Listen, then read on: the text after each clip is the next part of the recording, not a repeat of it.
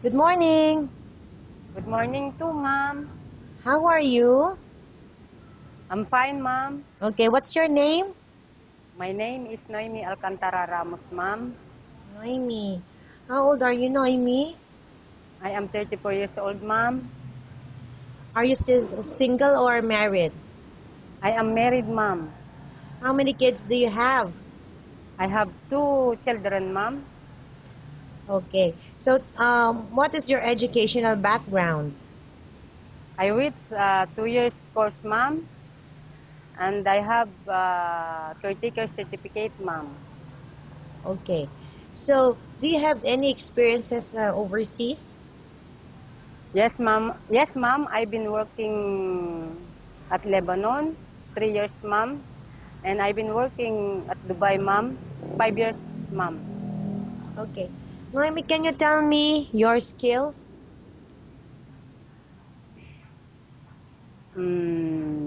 Taking care newborn, taking care toddler, taking care elderly, uh, cleaning in the house, washing clothes, and cooking, ma'am.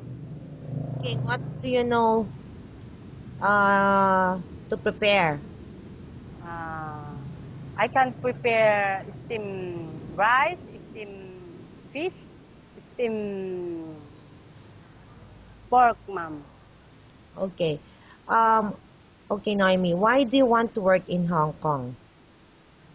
I want to work in Hong Kong because I want to support my family and I want to send my children in the school, ma'am.